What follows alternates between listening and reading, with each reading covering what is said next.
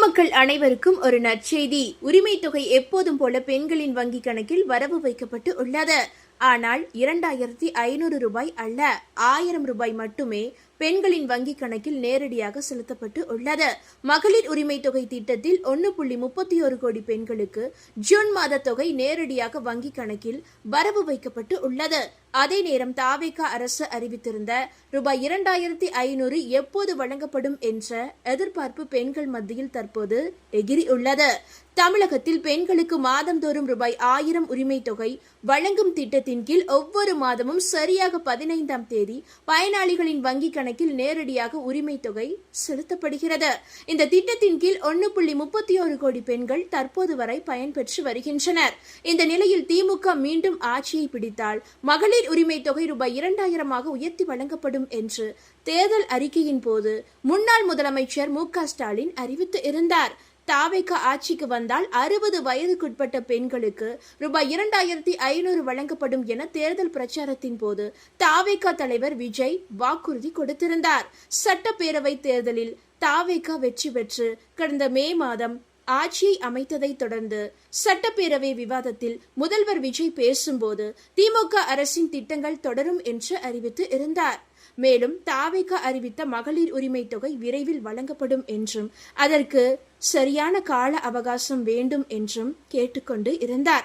இதனால் ஏற்கனவே கொடுக்கப்பட்டிருந்த 1000 ரூபாய் உரிமை தொகை நிறுத்தப்படுமோ என்று பெண்கள் அதிர்ச்சி அடைந்து இருந்தனர். ஆனால் கடந்த மாதம் உரிமை தொகை எப்போதும் போல பெண்களுக்கு கொடுக்கப்பட்டு இருந்தது. அதே போன்று இந்த மாதமும் பெண்களுக்கான உரிமை தொகை வங்கிக் கணக்கில் நேரடியாக வரவு வைக்கப்பட்டு விட்டது.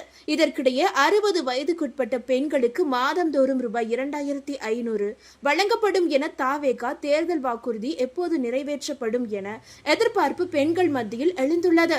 மேலும் ஏற்கனவே மகளிர் உரிமை தொகை திட்டத்தில் பயனடைந்து வரும் பெண்களுக்கு ரூபாய் 1000 ரூபாய் 2500 நேரடியாகவே உயர்த்தி வழங்கப்படுமா அல்லது புதிதாக மீண்டும் விண்ணப்பங்கள் பெற்று பயனாளிகள் முதலில் இருந்து தேர்வு செய்யப்படுவார்களா என்ற கேள்வியும் மகளிர் மத்தியில் மிகப்பெரிய கேள்வியாக எழுந்துள்ளது. அதேபோல ஜூன் 22ஆம் தேதி விஜய் அவர்களுடைய பிறந்த நாள் அன்று உரிமை தொகை உயர்த்தி வழங்கப்படும் என்ற தகவலும் வெளியாகி இருக்கிறது. அதாவது இந்த மாதமும் மகளிர் உரிமை தொகை ரூபாய் 1000 மட்டுமே கொடுக்கப்பட்டுள்ள நிலையில் ஜூன் 22ஆம் தேதி 2500 உயர்த்துவது குறித்த அறிவிப்பு வெளியாகும் என்று எதிர்பார்க்கப்படுகிறது. கலைஞர் மகளிர் உரிமை தொகை திட்டம் மு.க. ஸ்டாலின் தலைமையிலான திமுக ஆட்சி காலத்தில் தொடங்கப்பட்ட மிக முக்கியமான திட்டமாகும். சொல்ல போனால் 2021 தேர்தலின் போது திமுக ஆட்சியை பிடித்ததற்கு இந்த திட்டமே பிரதானமாக அமைந்தது என்று சொன்னால் அது மிகையாகாது. திமுக ஆட்சியில் மகளிருக்கு மாதந்தோறும் ரூபாய் 1000 சரியாக தவறாமல் வழங்கப்பட்டு வந்தது. இந்த தொகையை பெற சில விதிமுறைகள் வகுக்கப்பட்டிருந்த நிலையில் தேர்தலின் போது முதலமைச்சராக இருந்த ஸ்டாலின் மீண்டும் திமுக ஆட்சிக்கு வந்தால் இந்த தொகையை உயர்த்தி வழங்கப்படும் என்று அறிவித்து இருந்தார். அதே போல விஜயும் உயர்த்தி வழங்கப்படும் என்று அறிவித்து இருந்தார். அந்த வகையில் இந்த 2026 சட்டமன்ற தேர்தலில் விஜய் தலைமையிலான தாவேகா வெற்றி பெற்று கூட்டணி ஆட்சியை அமைத்தது. முதலமைச்சராக விஜய் பொறுப்பேற்ற போது அவர் போடும் முதல் கையெழுத்து மகளிர் உரிமை தொகை அதிகரிப்பு தொடர்பாகத்தான் இருக்க போகிறது என்று பலரும் எதிர்பார்த்தனர்.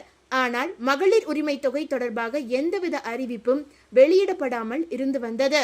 இதற்கிடையில் ஏற்கனவே வழங்கப்பட்டு கொண்டிருந்த 1000 ரூபாயாவது வழங்குவார்கள் என்கிற நிலையில் தாமதமாகத்தான் உரிமை தொகை பயனாளிகளின் அக்கவுண்டிற்கு வரவு வைக்கப்பட்டது. ஆனால் இந்த முறை எந்த ஒரு தாமதமும் இல்லாமல் நேரடியாகவே தொகையானது மகளிரின் அக்கவுண்டுக்கு வரவு வைக்கப்பட்டு விட்டது. அதாவது இப்படிப்பட்ட ஒரு சூழலில் வரும் ஜூன் 22ஆம் தேதி தொடங்கவுள்ள சட்டப்பேரவை கூட்டத்தொடரில் இதற்கான முக்கிய அறிவிப்பு வெளியாகலாம் என்றும், அதாவது உரிமை தொகை உயர்த்தப்படுவது குறித்த முக்கிய அறிவிப்பு வெளியாகலாம் என்றும் வரும் ஜூலை மாதம் முதலே ரூபாய் 2500 கிடைக்க வாய்ப்புள்ளதாகவும் தகவல்கள் கசிந்துள்ளது.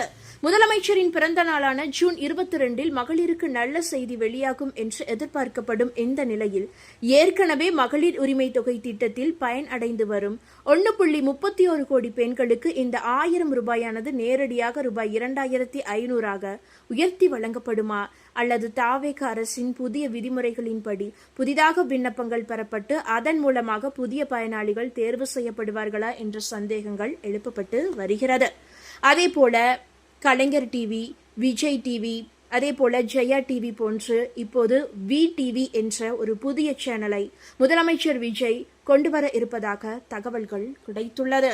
தமிழக அரசியலில் தற்போது அதிகம் பேசப்படும் விஷயங்களில் ஒன்றாக வெற்றி தொலைக்காட்சி மாறியுள்ளது. இந்த 2026 சட்டமன்ற தேர்தலில் வரலாற்று வெற்றியை பெற்று ஆட்சியை கைப்பற்றிய தமிழக வெற்றி கழகம் தற்போது தனது அடுத்த பெரிய நகர்வாக ஊடக உலகில் களமிறங்க தயாராகி வருவதாக தகவல்கள் கிடைத்துள்ளது. அதன்படி தாவேகாவின் அதிகாரப்பூர்வ செய்தி தொலைக்காட்சியாக வெற்றி தொலைக்காட்சி தொடங்கப்பட உள்ளதாக கூறப்படுகிறது. மேலும் ஜூன் 22ஆம் தேதி இந்த சேனலின் லோகோ அதிகாரப்பூர்வமாக அறிமுகப்படுத்தப்பட உள்ளதாகவும், சென்னையில் இந்த சேனலுக்கான அலுவலகம் அமைக்கும் பணிகள் வேகமாக நடைபெற்று வருவதாகவும் தகவல்கள் கிடைத்துள்ளது. தமிழக அரசியலை திரும்பி பார்த்தால் பெரிய அரசியல் கட்சிகளுக்கு பின்னால் ஒரு ஸ்ட்ராங்கான ஊடக பலம் இருந்திருக்கிறது. அதன்படி திமுகவுக்கு கலைஞர் டிவி, அதிமுகவுக்கு ஜெயா டிவி, பாமகவுக்கு மக்கள் டிவி, கேப்டன் விஜயகாந்துக்கு கேப்டன் டிவி என கட்சிகளின் குரலாக செயல்பட ஊடகங்கள் இருந்துள்ளன. அதேபோல தமிழக வெற்றி கழகமும் தற்போது தனது அரசியல் பயணத்தை நீண்ட கால அடிப்படையில் கட்டமைக்கும் முயற்சியாக வெற்றி டிவியை கொண்டு வருவதாக தகவல்கள் கிடைத்துள்ளது. அதாவது ஆட்சிக்கு வந்த பிறகு பல்வேறு அரசு திட்டங்கள், நலத்திட்ட அறிவிப்புகள் மற்றும் அரசியல் சர்ச்சைகள் குறித்து சமூக வலைதளங்களில் பல்வேறு தகவல்கள் பரவி வருகின்றன.